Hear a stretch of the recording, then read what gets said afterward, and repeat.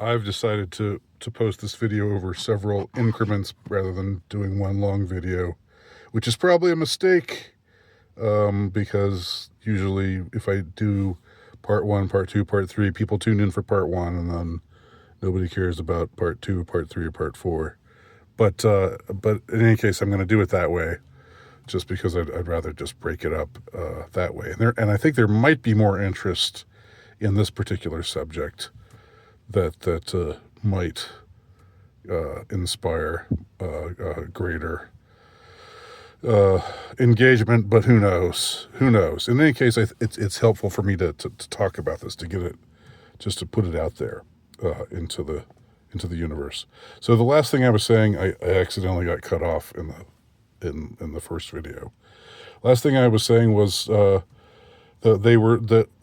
were people talking, conspiracy-minded people were immediately saying, some were, oh, this shot could not have been, was not possible, unless it was some professional sharpshooter, some expert.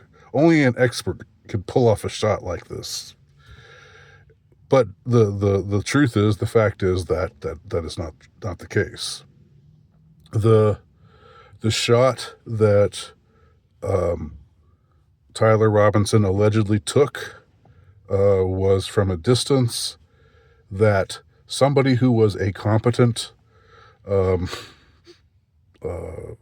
competent with a rifle, like say a hunter, somebody who had history hunting, which Tyler Robinson has had in his lifetime. He grew up in a hunting family. He was using, allegedly, his grandfather's rifle. So, he had a grandfather who had a hunting rifle. His father hunted. He probably went hunting with his father and his grandfather. I mean, in some ways, it's part of the whole, very conservative Mormon family that he was a part of, that he was rebelling against, apparently at that time, because he had quote unquote discovered that he was, that he was gay or whatever you call it when you have a boyfriend who's transitioning to a female. Is that still gay? I guess maybe you would claim that's heterosexual, but maybe in a white, like, I guess the word queer is being used to just talk in a wider sense about anything that's out of the ordinary sexually. So maybe it'd be safest to say queer about him, about his his own sexuality. But back to the point that I began with. Tyler Robinson, he was not a expert marksman, but he was probably a competent shooter. He knew his way around guns. He grew up around them. He had his grandfather's rifle, again, allegedly. Again, I'm open to, when I'm saying all of this, I'm not saying this is a open and shut thing for me. I'm just telling you why I'm comfortable believing the official story at this point.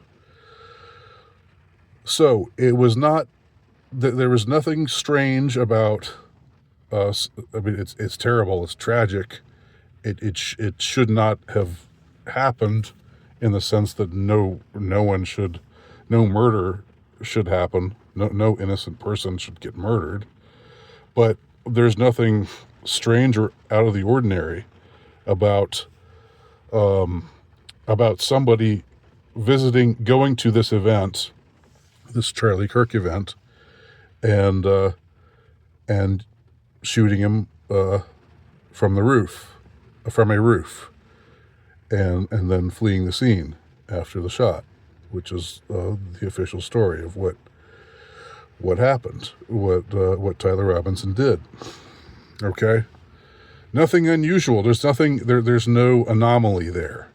There are things that people talk about with the trajectory of the bullet, or whether, as I understand it, the bullet didn't pass through Charlie Kirk's neck, which is, I guess, unusual, but as I understand, not impossible. So if it's within the range of, reasonable, even if it's not typical of sort of a thing to have happened, then I'm not fazed by that quote unquote anomaly, if you want to call it that. So, all right. So, and if you want to say there's no way he's just a patsy, he's like, there's no way he could have done it, and maybe I'm open to Tyler Robinson being a patsy, but here's why I'm leaning towards him not being a patsy in this case, because not everyone is a patsy. Not every shooting, not every public shooting involves somebody who's a patsy, who's been set up by dark, nefarious forces in intelligence or what have you. Even though there's a lot of them are, believe me. This is not. You're not. I'm not a. I am a conspiracy I'm a proud conspiracy theorist. Okay, but in this particular case, I may be bucking the trend. Okay, but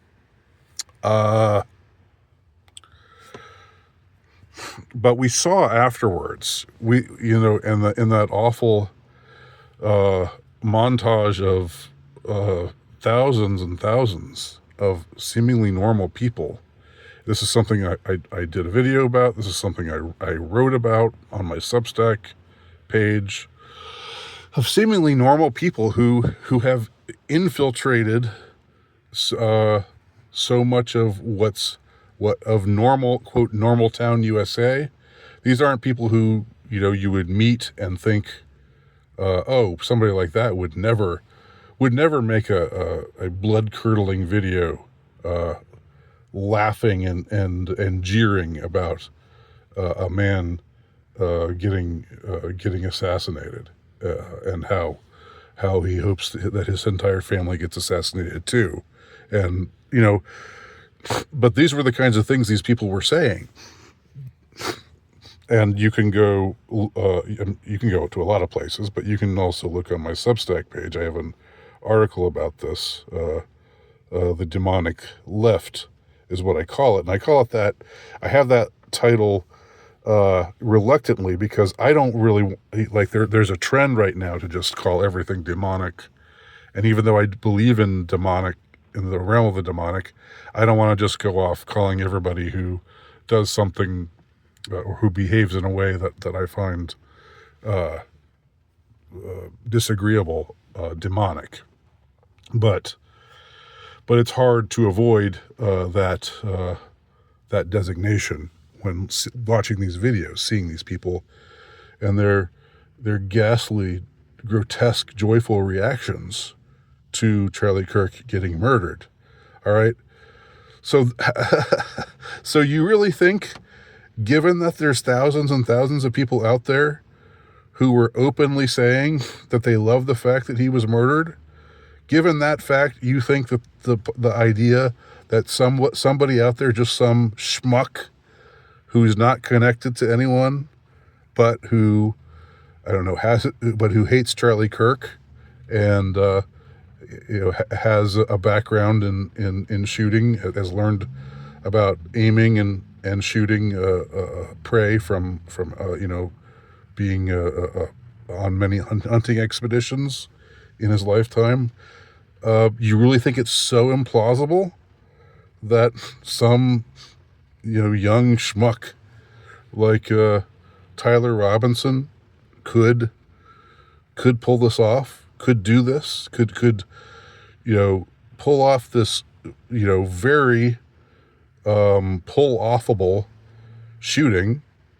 It wasn't like, I mean, it's a shot that I would have trouble making, and most people who don't have training in firearms would have trouble making.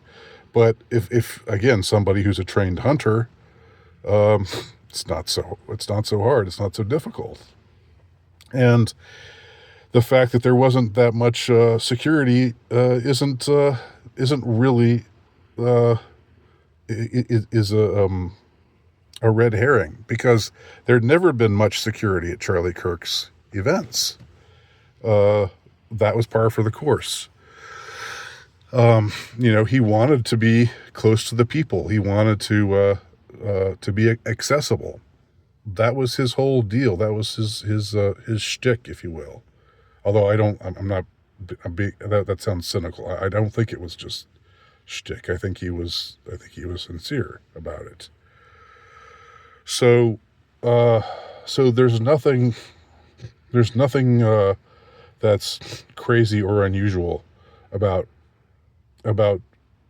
the idea that Tyler Robinson could have gotten on the roof, fired the shot at Charlie Kirk, hit him, and then fled the scene without getting apprehended by security, because there was no real security to speak of.